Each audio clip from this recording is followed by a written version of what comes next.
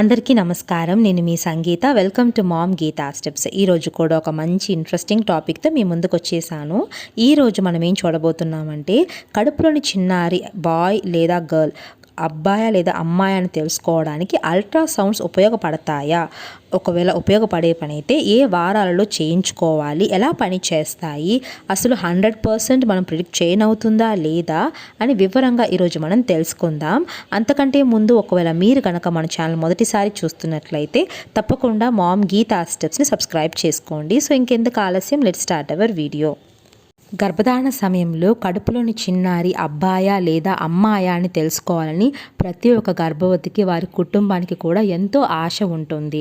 So అలాంటి టైంలో పిండం యొక్క జెండర్ అనేది తెలుసుకోవడానికి అల్ట్రాసౌండ్స్ అనేవి యూజ్ చేయొచ్చా అని చూసినట్లయితే తప్పకుండా ఇది ఉపయోగపడతాయండి. సాధారణంగా గర్భవతికి చేసే 18 నుండి 20 వారాలలో చేసే స్కాన్లోను లేదా ఇంకా ముందుగా 14 నుండి 16 వారాల మధ్య చేసే స్కాన్లో కూడా జెండర్ అనేది తప్పకుండా తెలుసుకోవచ్చు. సో ఇప్పుడు అల్ట్రాసౌండ్ స్కాన్లో ఎలా తెలుస్తుందో చూసేద్దామండి. నార్మల్గా గర్భవతులకు ట్రాన్స్ అబ్డామినల్ స్కాన్ అనేది చేస్తూ ఉంటారు. మ్యాక్సిమం 99% ఆఫ్ గర్భవతులకు అబ్డమిన్ స్కాన్ మాత్రమే చేయబడుతుంది. సో అబ్డమిన్ స్కాన్ అంటే అందరికీ తెలిసే ఉంటుంది. తల్లి యొక్క పొత్తి కడుపు భాగం మీద జెల్ వేసి సో బేబీ యొక్క బాడీ పార్ట్స్ అనేవి చెక్ చేస్తూ ఉంటారు అల్ట్రాసౌండ్ స్కాన్ ద్వారా.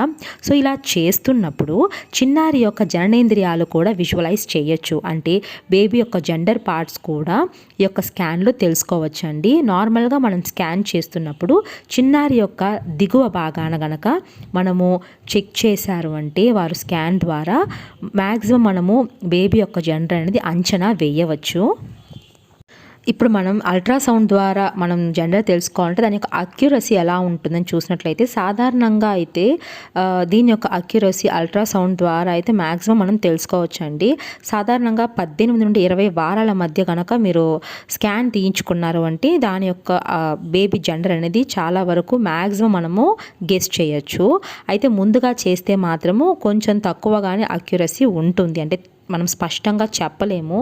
అల్ట్రాసౌండ్లో కూడా బేబీ యొక్క జెండర్ పార్ట్స్ అనేవి కరెక్ట్గా తెలియకపోవచ్చు. సో 18 నుండి 20 వీక్స్ లోపల కనుక మీరు చేయించారు అంటే మీకు కరెక్ట్గా మంచి వాల్యూ అయితే మీరు గెస్ చేసుకోవచ్చు. అంటే బేబీ బాయ్ ఆర్ గర్ల్ అని మీరు గెస్ చేయొచ్చు.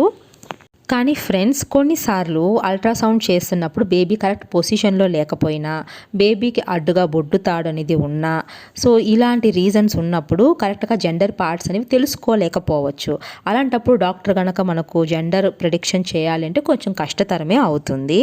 సో 2D స్కాన్స్ ద్వారా జెండర్ ప్రిడిక్షన్ చేయడం అనేది మ్యాక్సిమం మనకు 100% కరెక్ట్ వాల్యూస్ ఇవ్వకపోవచ్చు.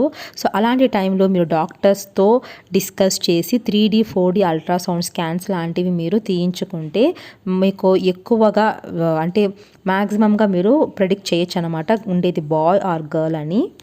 సో ఫ్రెండ్స్, మీరు మీ చిన్నారి యొక్క జెండర్ తెలుసుకోవాలి అనుకుంటే మీ డాక్టర్తో మీరు డిస్కస్ అనేది చేయొచ్చు. అంటే డాక్టర్కు మ్యాక్సిమం తెలుస్తుంది అనమాట. స్కాన్ రిపోర్ట్ చూసినప్పుడు బేబీ బాయ్ ఆర్ గర్ల్ అని చాలా వరకు డాక్టర్స్ గెస్ చేస్తారు. మ్యాక్సిమం అయితే గెస్ చేస్తారు. బట్ ఇండియాలో అయితే జెండర్ రివీల్ అనేది చేయరండి. ఇది నేరం కాబట్టి మనం అడగడం కానీ డాక్టర్ చెప్పడం కానీ మంచిది కాదు. కానీ అల్ట్రాసౌండ్ ద్వారా బేబీ యొక్క జెండర్ తెలుస్తుందా అంటే తప్పకుండా తెలుసుకోవచ్చు. సో ఫ్రెండ్స్, చూసారు కదా అల్ట్రాసౌండ్ ద్వారా బేబీ జెండర్ తెలుస్తుందా లేదా అని. సో ఐ హోప్ ఈ వీడియో మీకు యూస్ఫుల్గా ఉందనుకుంటున్నాను. యూజ్ అనిపిస్తే తప్పకుండా వీడియోని లైక్ చేయండి. మీ ఫ్రెండ్స్ కూడా వీడియోస్ని షేర్ చేయండి. Thank you so much for watching.